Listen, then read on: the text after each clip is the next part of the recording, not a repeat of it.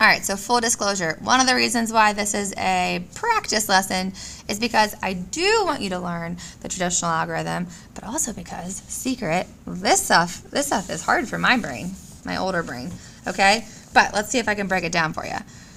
We have the area model. We have, oh, it's getting blurry. There we go. We have the area model, we have partial products, and then we have the standard algorithm. Okay, this is where I want us to go, but some of us need to go through these different modes to get here first. So a ferry carried 37 cars per trip on the weekend. If the ferry made 11 trips on Saturday and 13 trips on Sunday, how many cars did it carry?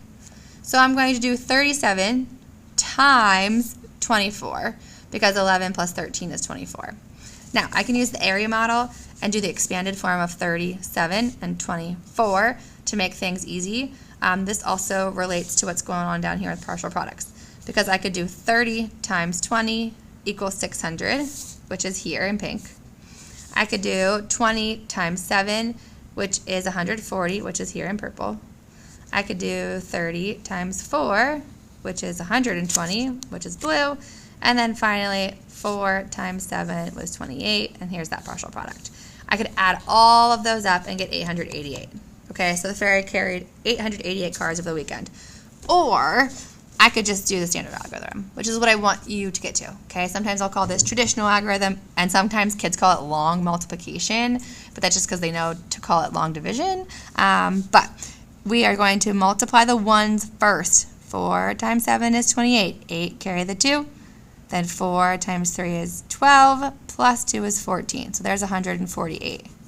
Then I multiply the tens. Before I multiply the tens, I do have to put a 0 in so that my answer lines up in the tens place. 2 times 7 is 14, carry the 1. 2 times 3 is 6, plus 1 is 7. And then when I add these together, I get 888. Okay? Now, down at the bottom, it says, what are the ways you can estimate to check for reasonableness of the answer?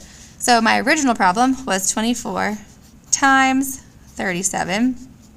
And if I was going to use rounding to check this, I would say this is about 20, this is about 40, and if I multiply those and use the strategies that I used in lesson 3-1 and 3-2, 2 times 4 is 8, and then I just add my 2 zeros, so it's 800. Now this was rounding.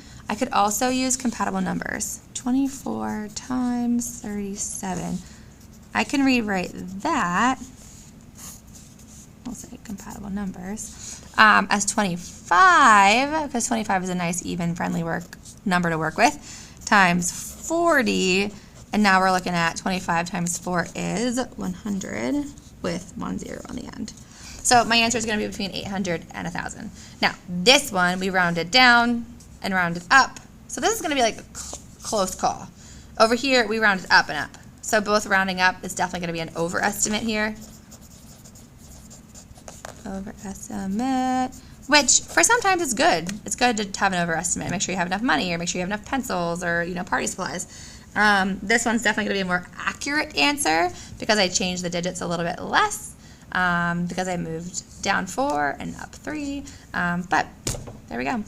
Little mini lesson on estimation could never hurt anyone. So now it's time for us to try the guided practice. And since I'm only 3 minutes in, I'm just going to go for it. Instead of doing 41 times 23 with the traditional model, they give you the area model. So 40 times 20 is going to be 800. 40 times 3 is in the blue here. That's going to be 120. And then 3 times 1 is this little box. And 20 times 1 is this box. And I could add all 4 numbers up and I would get the same answer. Or I can do traditional method. 3 times 1 is 3. 3 times 4 is 12. Drop your 0. 2 times 1 is 2. 2 times 4 is 8. And then when I add these together, 3 and 0, 2 and 2, I get 943, which is exactly what I would have gotten if I added all these together. So these little area boxes might look a little confusing, but they are actually very, very helpful if you're beginning to learn about multiplication for the first time. So let's do one more together. 10 times 20 is 200. 20 times 6 is 120. 10 times 2 is 20, and 2 times 6 is 12. And if I add all those up, I will get the right answer. Or I can just do traditional method. And I like how they give you hints. They give you scaffolds here. So 2 times 6 is 12. Carry the 1. 2 times 1 is 1 plus 1 is 3. Drop my 0 because I'm moving to the tens place. 2 times 6 is 12. Carry the 1. 2 times 1 is 2 plus 1 is 3. And now when I add up my partial products, I get 352, which would have been the same thing as I got here. All right, I said last one. I'm not going to finish it, but I am going to help you set it up. So 27 is going to be 20 and 7. And 12 is going to be 10 and 2. And I just drag these, answer here, drag these, answer in the blue, drag these, answer in the, purple, blue, green, add them all together, or try the traditional method. If you're doing this and you want to coach, please, please, please find somebody who is done with 3-5.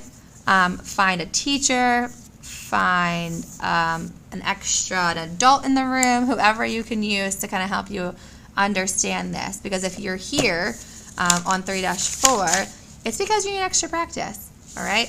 If you're here because you want to get an extra badge, you don't even need this video. You can just pick a couple and solve them like I said on the poster, and then your job is to answer all of these questions. But okay, definitely went too long on that video. Hopefully you're watching and fast forward if you don't really need it. But moving on, time for 3-5 for me.